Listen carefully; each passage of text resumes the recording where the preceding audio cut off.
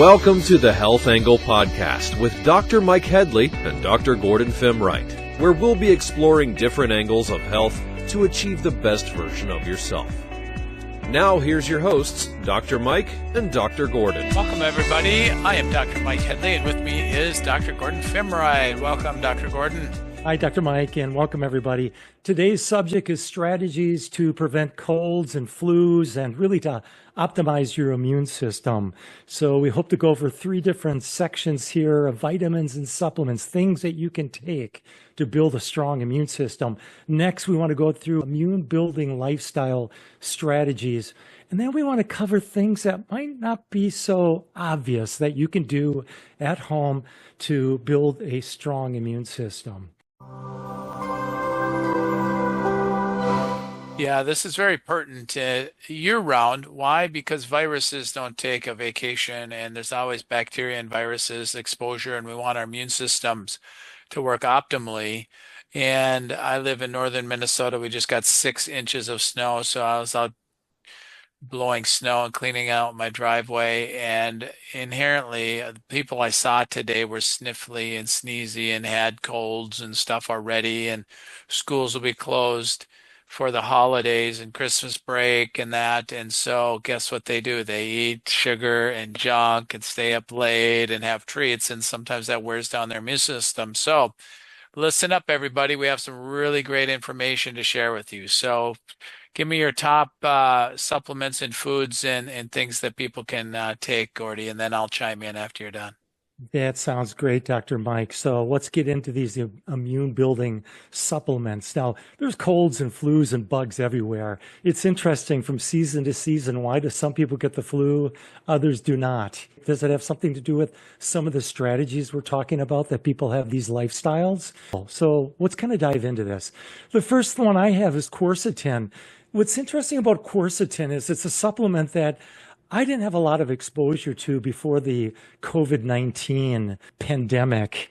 If there's one thing that we got out of the pandemic, is strategies on how to really build our immune system to really fight the common cold and flus as such. So quercetin, it's a natural flavonoid. It's a type of antioxidant, very powerful one. And it is found in various fruits and vegetable grains. Some of the foods would include apples, onions, berries, leafy greens. So quercetin has anti-inflammatory effects. It has antiviral effects by boosting cell activity and increasing the immune response.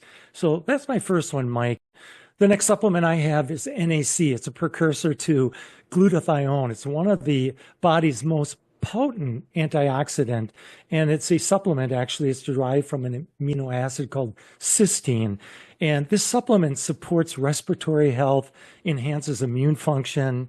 It has really potent antiviral effects, and it reduces inflammation in the body. The next supplement is zinc, and this is essential for immune cell function. It helps to reduce the severity and the duration of colds, and this is a great antiviral supplement.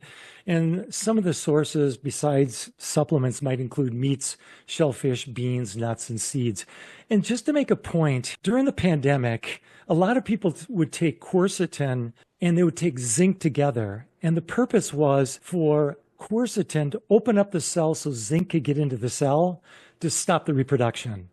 And if you stop the reproduction, the immune system can get in there and really fight this thing. Next supplement is vitamin C. This is known, I think everybody knows about vitamin C. We did a podcast just on vitamin C. It's known for immune boosting. It helps stimulate the production of white blood cells, which fight infections. It also acts as an antioxidant, protecting cells from damage. And sources are citrus fruit, bell peppers, broccoli, strawberries, and of course, supplements. And then garlic, this is known for the natural antibiotic. There's a compound in garlic known as allicin, and that has been shown to enhance the immune function and help prevent infections. So of course, you get it through fresh garlic, garlic oil, and then supplements as well. The sixth one I have is astragalus, but I know that I took it and I had little extracts that I would have it every morning. And what this basically is, it's a support system for the immune function, increases white blood cells, which enhances the body's, of course, to fight infections, viral and bacteria. And you can get these through capsules, powders, and extracts.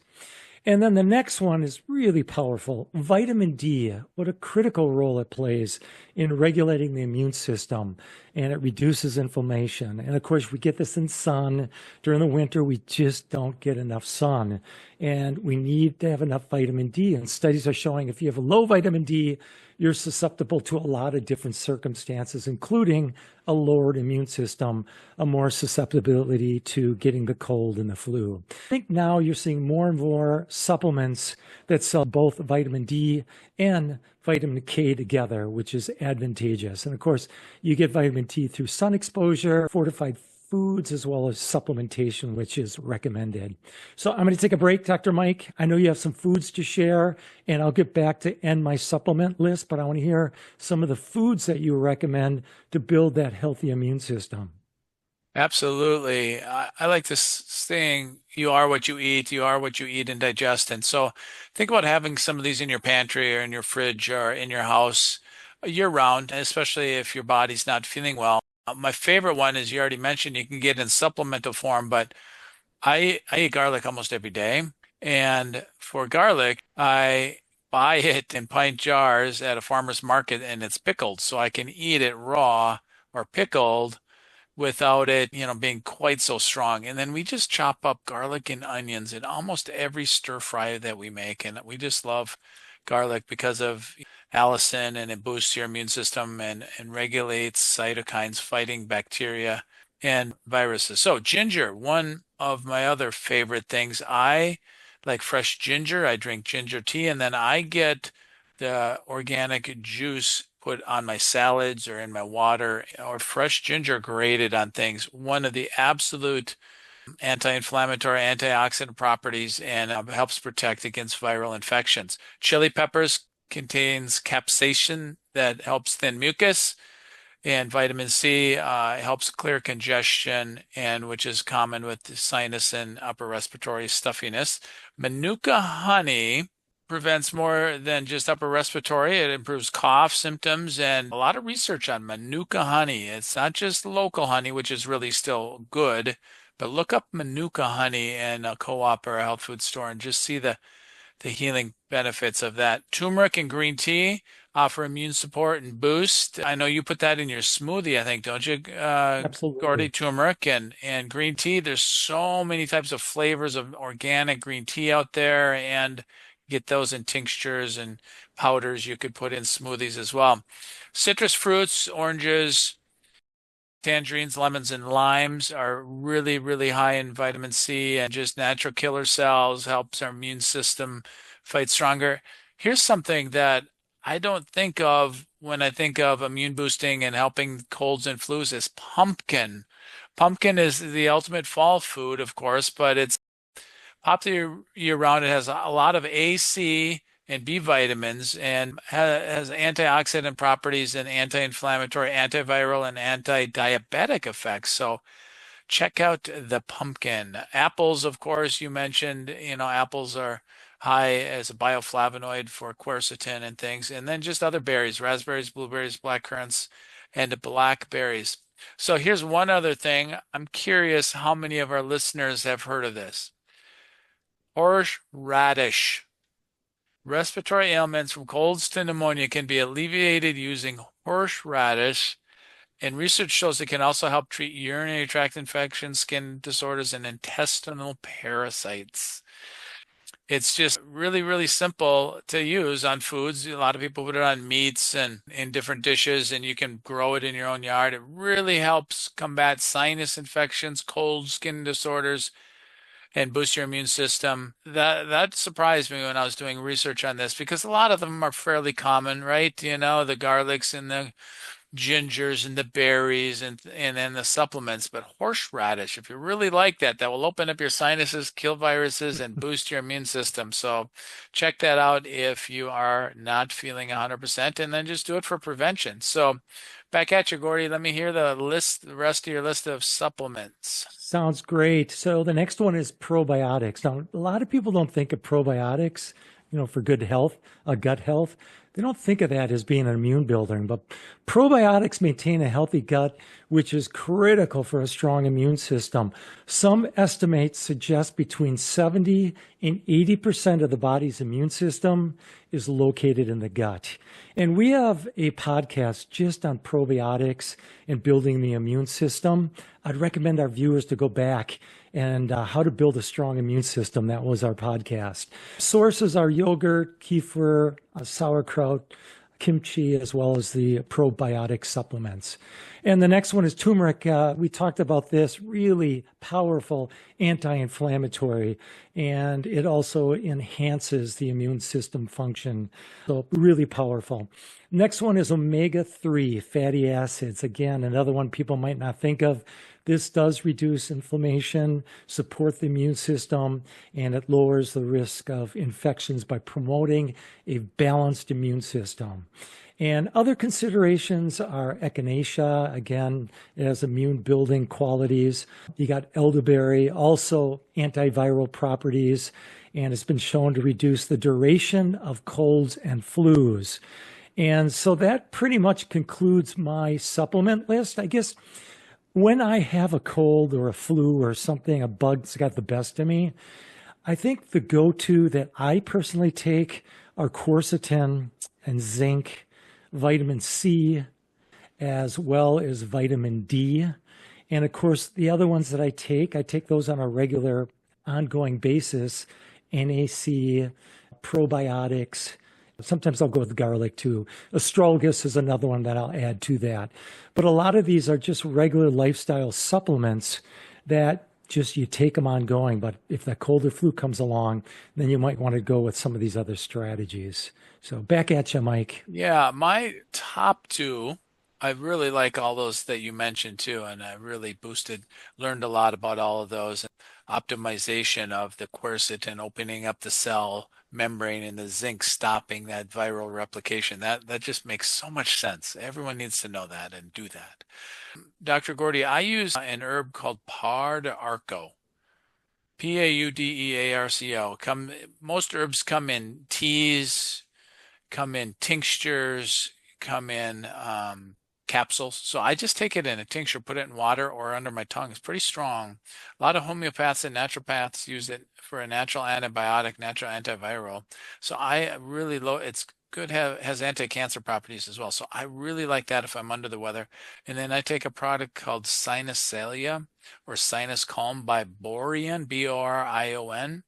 And it's a homeopathic that just allows my sinuses to stay open and clear so then I can breathe better and just feel better by sleeping better. So I like Paudarco and Borion Sinus Calm or Sinasalia. Great. Good information, Mike. So what I want to go over is just some lifestyle things people can do just to prevent.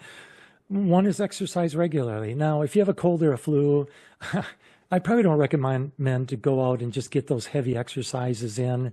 That can actually cause stress to your body and cause you to go into this stress mechanism, releasing cortisone and doing an opposite effect and making you potentially even more sick. But if you're not fighting a cold or a flu, regular exercise, walking, cycling, swimming, these are good ways to just get your body going, get the circulation going, getting the lymphatic going. That reduces inflammation and boosts overall function of your body as well as your immune system. And then, of course, getting enough sleep. That's critical. Shoot for 7 to 9 hours per night. During that time, your body goes through repair and regeneration, including the immune cell. And then manage the stress. When you're under a lot of stress, cortisol, again, releases. Your body goes into this deep stress situation, and you really need to reduce that. And there's things such as yoga, meditation, deep breathing exercises, as well as just spending time in nature or socializing with people, family members, or getting into a hobby, reducing that stress, whatever way that you can do so. And another one is stay hydrated. A lot of times people are under stress. They're not thinking. They might be drinking more alcohol, which is dehydrating, or drinking more coffee, which is dehydrating. So make sure you're staying hydrated, ideally with good fluids such as water, plain water. And by doing so, it supports the cell function. You get to those optimal levels of electrolytes with electrolyte powder mix, which is also recommended. It's essential for healthy immune system. So shoot for about 8 glasses of water per day, which is equivalent to roughly about a half gallon. And then maintain a healthy weight. We all should be working on just getting to that ideal weight. Obesity can impair immune function. So get to that ideal weight, whatever way you can. Make it a New Year's resolution. Try to get into regular exercise, which obviously supports the immune system and overall health of the body. So Mike, back to you. I got a couple more points here that I'll go over, but I'm going to pass it to you next. Yeah, some natural things that I absolutely love is a sauna or a hot tub. When you're in the sauna, and just say you got a little scratchy throat, just stuffiness, just don't feel 100%. Well, I like to create a fever, Dr. Gordy, by getting in a sauna or a hot tub because when we create a fever, our immune system says, hey, there's something going on, and we make some more antibodies to nip the viruses in the bud and get them out of our system. And so I am a huge fan of saunas and hot tubs, but I also like to start with internal, heat up the inside with a good cup of tea.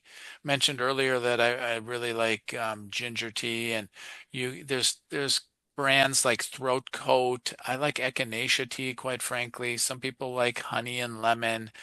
My wife's favorite remedy for cough is apple cider vinegar mixed with honey, maybe a little cinnamon. And so that really stops the cough. Keep hydrated, like you mentioned, maybe some warm tea internally. Then you get in a hot tub or a sauna and really sweat out some toxins. When we heat our body, it kills viruses and bacteria as well. So I absolutely love to heat the body up as long as you're not feverish already and weak and tired or whatever, but a simple workout to warm up the body, finish with hot tubs and saunas and just. So I want to just make a point about heat. A lot of times people think when their body is starting to basically produce a fever, their first reaction is going to the medicine cabinet to reduce the fever. And that's contour to the way the physiology was meant during a cold or a flu. Part of the defense of the body's immune system is increased temperature because the immune system works more efficiently with such, as well as there's only a certain temperature degree in which a virus can live. And when the temperatures increase, that coating of that bacteria, the bad thing that we don't want, can induce the immune system that can get into that cell and kill it. And so I think really important. Great point, Gordy. So, all right, bring us home. What are you going to conclude with here? Some of the things are obvious. Most people already know. If you're around public spaces and you're opening doors or holding on to handrails in public transportation, yeah, you can wash your hands or just protect yourself as such. Avoid smoking and avoid alcohol. Pretty obvious. Get that sunlight. Oh, it's so good. Vitamin D is so good. Stay hydrated. We just talked about that. Ventilate your living space. Sometimes in the winter, we forget about that. We don't get enough fresh air, and we need to ventilize our place just a little bit. It's good to get that fresh air going. And then some of the less obvious things, Dr. Mike, is like we're all exposed to electromagnetic forces or frequencies from computers, cell phones, and other electronic devices. And I think we got to do something to mitigate that, whether it's grounding mats or electromagnetic blockers for the cell and computers. But there's a lot of strategies you can do to minimize that oxidative stress. And I would recommend going to our EMF podcast, and we'll cover all the details of what you can do.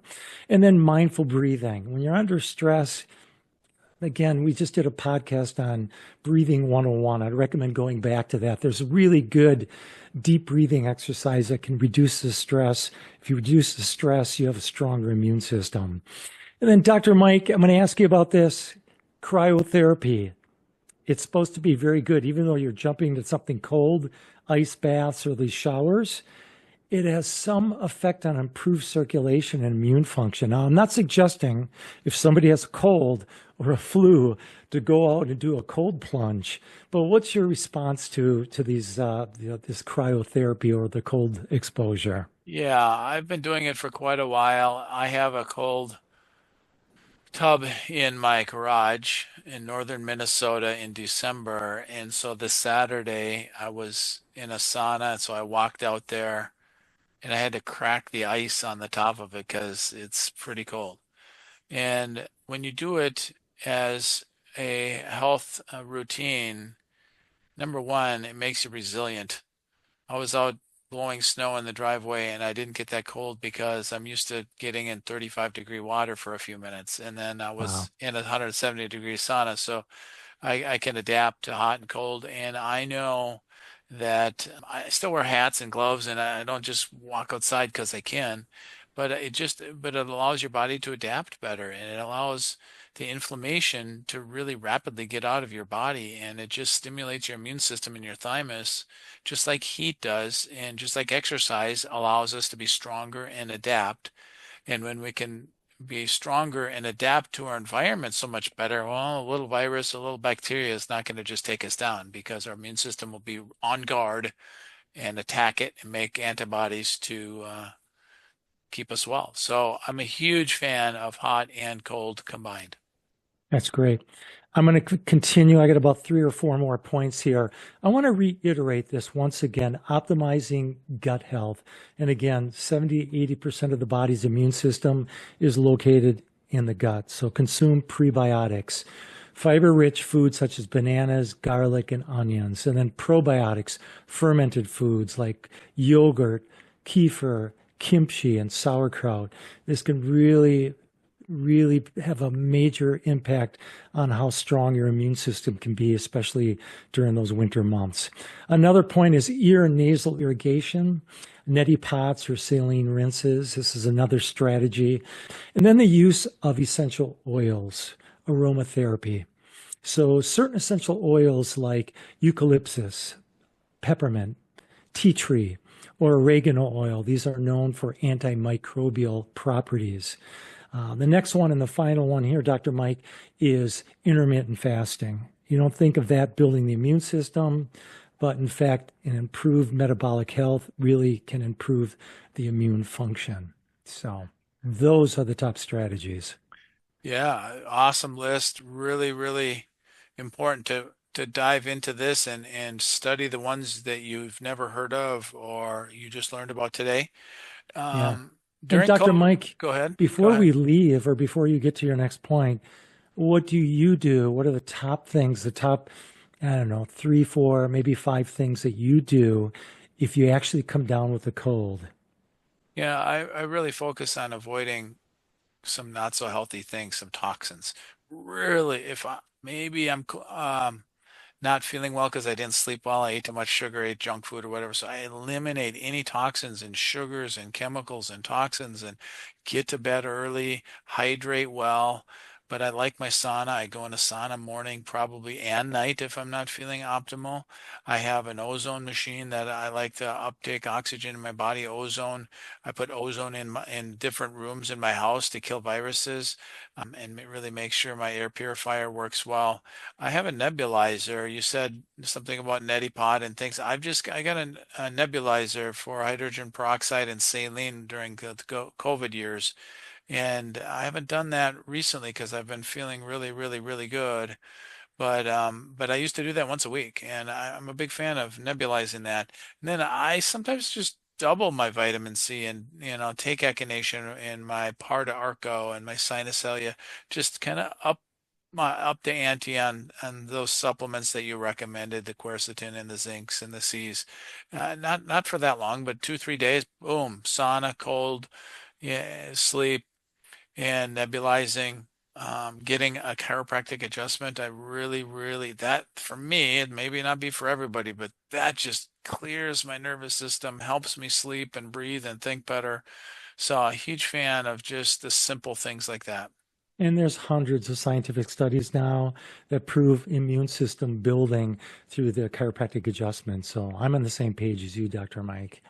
Yeah, cool. So I always end by asking our listeners, what's your number one takeaway that you can share with a family member over the Christmas or New Year's holidays and say, hey, what do you do? What are your top 3 to 5 strategies to help prevent colds? Or what do you take when you get a cold? Do you use elderberry syrup or elderberry cough drops? Do you use honey? Do you use tea? Do you take garlic? What kind of supplements? It's kind of what's your number one takeaway that you can share with a relative over the holidays? And then what's your number one action step that you can do today, that you can research or order something on Amazon, get some products, go get an adjustment before Christmas or before New Year's? And what's your number one action step that you're going to take today to optimize your immune system to prevent colds and flus? So close this out, Dr. Gordy. That's great, Dr. Mike. So thank you for joining us on the Health Angle podcast. If you haven't done so yet, please subscribe. Please like our content. Press that notification bell. Our next episode is going to be an exciting edition, so stay tuned. It'll be posted on the screen here. So thanks for joining us on the Health Angle podcast. See you next time. Thank you for joining us on the Health Angle podcast. Please subscribe to our channel and catch us for our next episode.